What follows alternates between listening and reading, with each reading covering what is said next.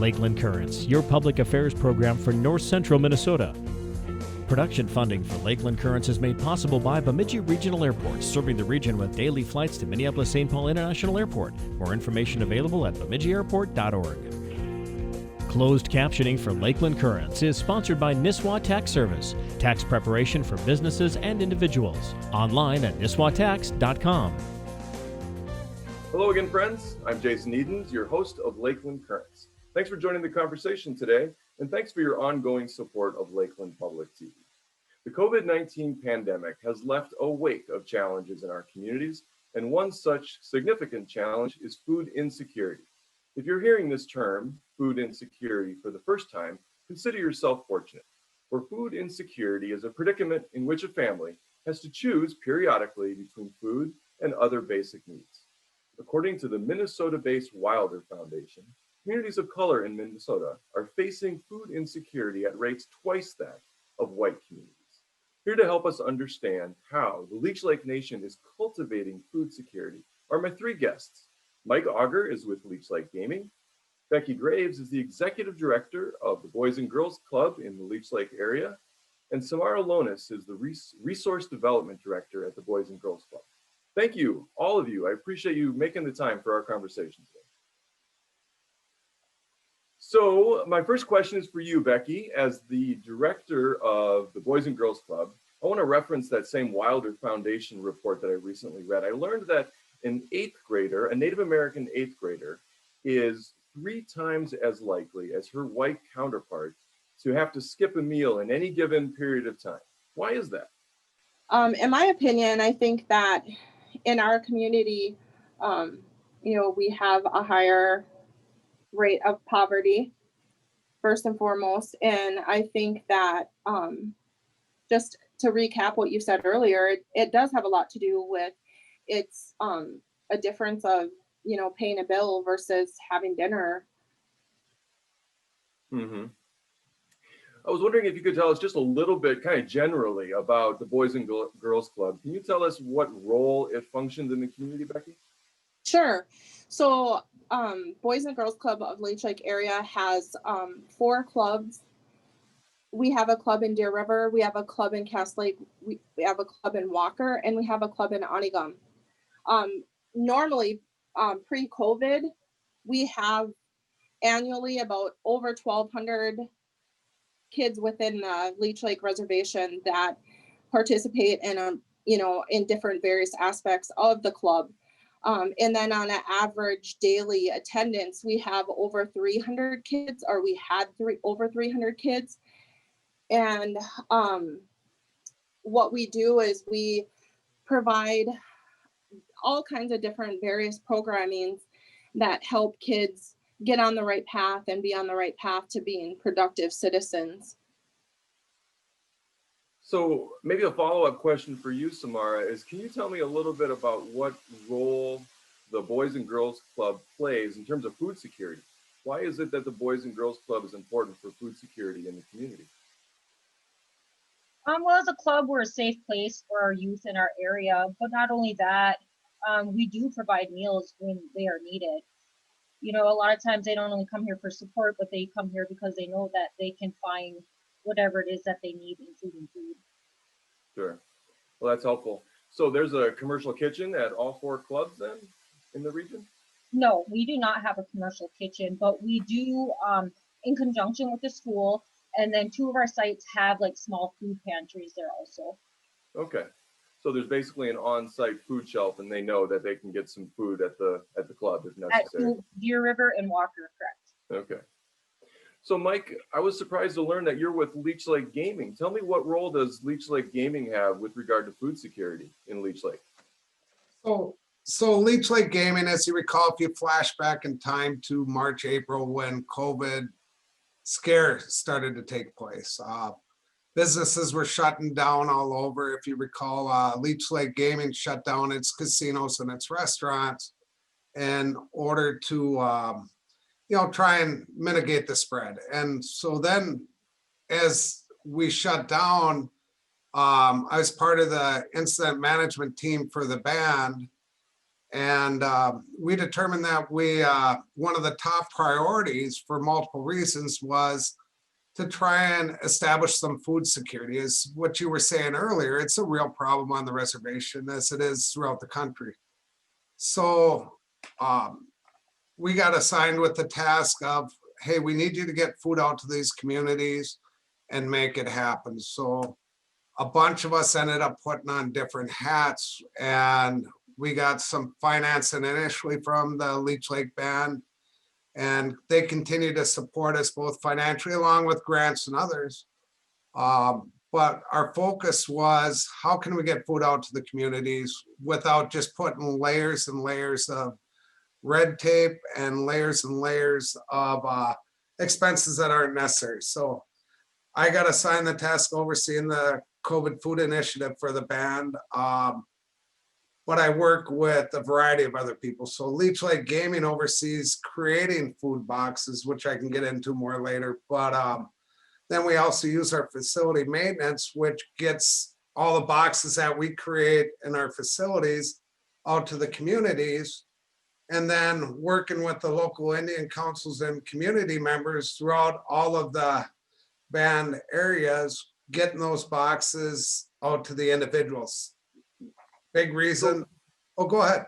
Oh, I was just going to ask, what exactly is the COVID food initiative? Is it what you're referring to with these boxes, or tell us more about the COVID food initiative? So COVID food initiative was designed to protect the community, ensure that nobody's going hungry. If you recall, when COVID hit, there were huge layoffs, not within gaming, within our tribal government, within the community in general. You saw huge amounts of people not having secure income and not having food security. Another piece of that was not only the income part, but every time you had to make a trip to the store, the thought process is you're putting yourself at risk to spread the community. We have a lot of elders within the band, and the goal is to protect the elders, but how do you protect the elders? By protecting the families and trying to minimize those trips to the store, so to speak. So I guess I'm hearing you say that the COVID food initiative is actually delivering food to the band members throughout the community. Is that a correct summary? A better way to phrase it would be and once again, the goal was to cut down the red tape. If you're in our community, they weren't making sure you're a Leech Laker per se. They're making sure, hey, if you're in our community, we want to make sure you got that you have the access to good food, and that was the main goal. And to this point, we started out doing about 500 boxes, and it's grown to well over 1,000 boxes that we distribute to the community each month through the local councils. And we just broke 12,000 boxes that have been distributed since March, April. Where's this food coming from? I mean, 1,000 boxes, 1,200 boxes a month, that's a lot of food. Where's it coming from? And the boxes are pretty amazing too. I mean, they're right up there with what you'd get maybe from a food shelf, shelf stable goods. Initially it was funded straight up by the band. We're going to take some money and we want you to get food out to the community. Since then, I've worked with a variety of, different organizations that have greatly helped in grant monies. Grant monies we've gotten from private and from the state of Minnesota engaging us, and local entrepreneurs threw a lot of money to make it happen and allow the program to grow. So I want to talk about both short-term and long-term strategies for mitigating food insecurity within Leech Lake. So Becky, can you give us an understanding, where can band members go or community members go for near-term food needs? So I've learned about the Cass Lake Community Food Shelf, and now I've learned from you, Samara, that kids can actually get food at the clubs, but where else can people go? Or just, let's make sure that our viewers understand where those resources are available to them. I can talk about what we were doing as a club and what we had available to us and what we had available to our families. And then maybe Mike can speak on the bigger, broader terms as far as the things that were available throughout the reservation. But as far as the club, what we had is we had a grant that came from MDE and Sprout, and we were providing 300 meals for a week to be able to give them out to our current members. So because we kind of switched tracks as far as what we were doing and who we're serving. We couldn't serve necessarily in the traditional role that we had been serving. So we switched and we started serving where we're providing daycare services for the frontline workers. Mhm. And during that transition, we did get that grant, and we ended up providing 300 meals throughout to all of our different locations. Onigum isn't open because they have combined with Walker, because their community center isn't open, even still as of yet, because of COVID. Mhm. But we're providing those meals. We provided meals throughout the entire pandemic for our people that we were serving here. But then we had the extended outreach of where we were serving our previous families. So during Thanksgiving and Christmas, we had given out some extra gift cards to families so they could go purchase. And that was done through a $50,000 grant as well that we had received from an anonymous donor from Boys and Girls Club that came through Boys and Girls Club of America, but was anonymous donor. Let me follow up with you, Becky. I'm interested. So are the clubs open right now for kids in the community or not? So we are providing daycare services for those members. We, of course, are on a limited basis because of the sizes that we can have. So we can have 10 people in a room, and most clubs have roughly about 3 to 4 rooms. So that's either 27 or, whatever. And then we have to keep them. We have entire policies that are built around, making sure that we're COVID safe and things like that. So yes, we currently are open, but we're not open the traditional sense that I originally told you about, where we were serving, 1,200 throughout the year and average daily of 300 kids. So the clubs have really had to pivot in terms of the services that you're providing for the community, and now you're prioritizing daycare for frontline workers. Yes, we really wanted to continue on serving our community, and that was the best way that we saw that we could still continue on, because we wouldn't have been able to continue on in our traditional role because after school programming was, not allowed and not Sure.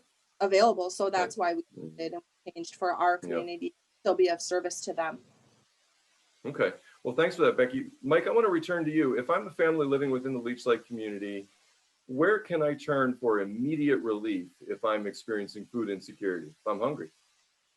Great question. One thing I want to point out real quick is one thing I didn't know is the depth of food security problems in this region have always been there. COVID, if there's anything good came out of COVID, it was identifying how serious the food security needs are. And it's just something that we're going to need in place long after COVID is beat, and we're going to continue on.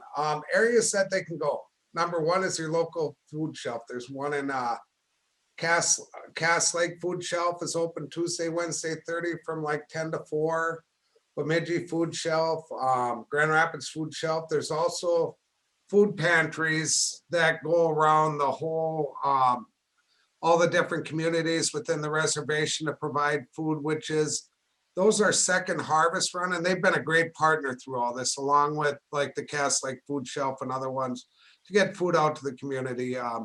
But your local food shelf, and then at least monthly, coordinating with your districts or your community when we're bringing the boxes of food out there. Right now, as we develop a need, we make sure that everybody who wants a box gets a box, and that's been 100%. And it's a supplemental box that weighs 40 to 50 pounds of a lot of staple needs that a family would need to use in order to provide security. You brought something up that I was going to explore a little bit with you anyhow, which is kind of comparing food security before, during, and after COVID.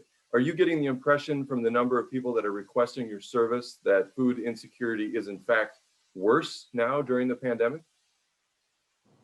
I would say it is worse because we have, still have hundreds of people laid off in the area. But Mhm. that being said, it was always there, but it was kind of just simmering under the surface. And, Mm. now as a group, it's been exposed, and it's going to be something that's going to require a lot of dedicated effort and resources in the future. Mhm. Samara, I want to ask you if you could share a success story from the Boys and Girls Club. Obviously, you don't need to be specific, but I'm just curious if you can tell us the story about an individual, someone that's benefited from your services over the course of the past year. Give us an idea of what you do through a story.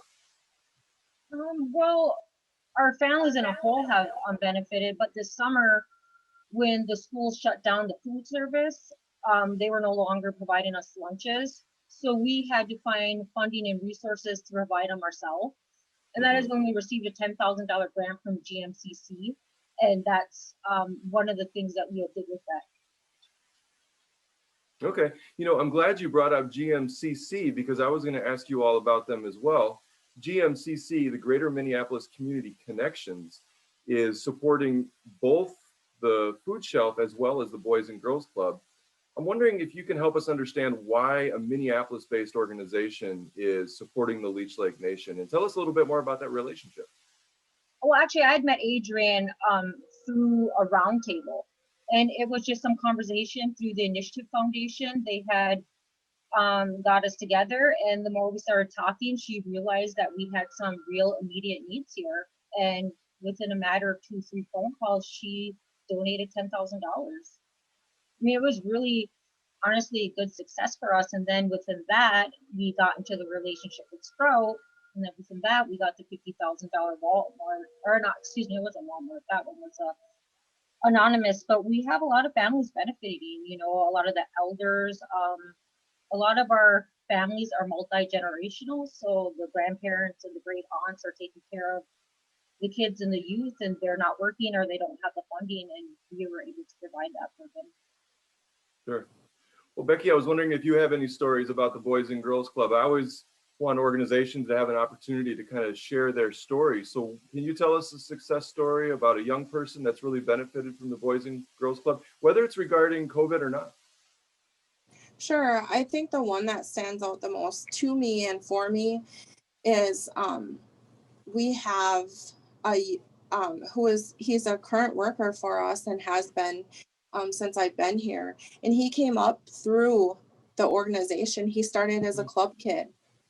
And that's really what it's all about. It's about creating that family and that partnership, and for them to come here and to feel safe here. And he has a real success story, I believe, and he is really committed to the organization, being that he came from here. Another really good example is our chairman of the Leech Lake Band of Ojibwe.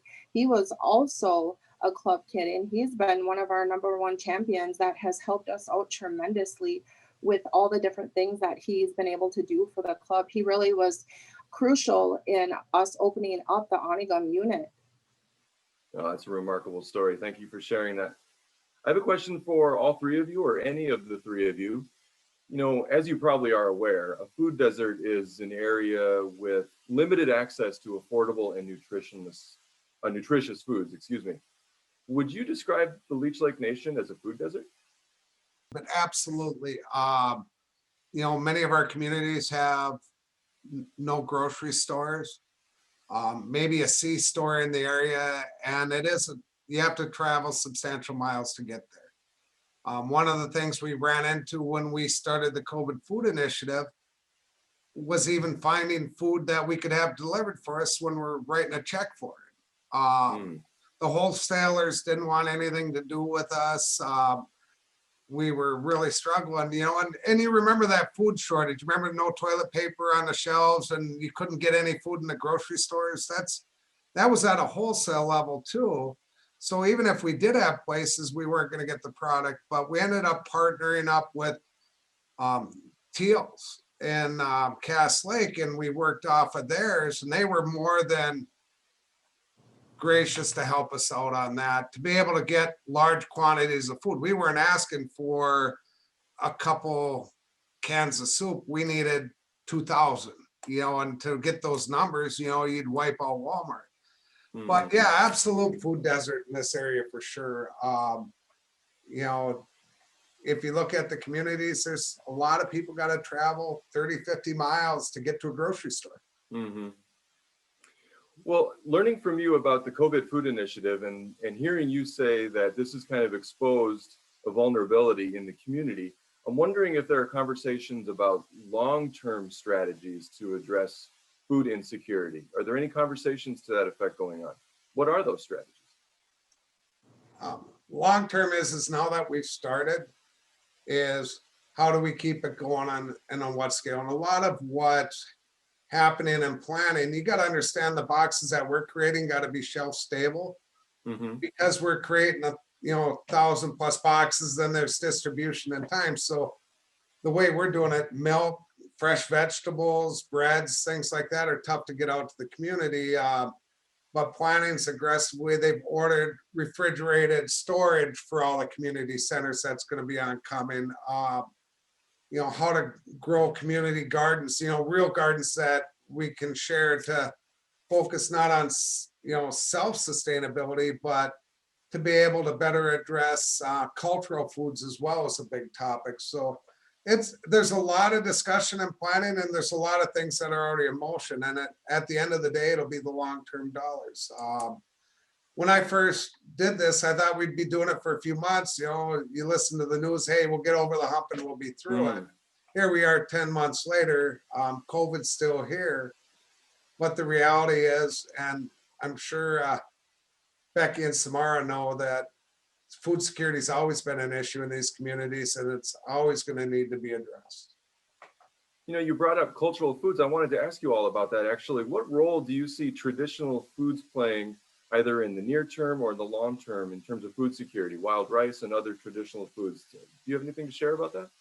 I do. Please. I know specifically that we want to partner with a band to use some of the dollars that we got from any of the various different grants that we got, but we want to use those dollars and provide some of the traditional foods to our people. I think that that's so important, just even besides, for our health and things like that. And it has a long-term effect. And I think that it's, even besides just COVID, it's a real issue and needs to be addressed and we need to take care of that. So I know for us personally that it's so important for us to partner with a band and to offer some of those traditional foods to our community members. And, we can use some of the grants that we got to provide some of those, things that we have available to our community members, at no cost to them.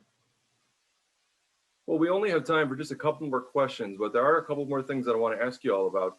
The first of which is it seems as if there's a real cohesive effort to ensure food security for the Leech Lake Nation.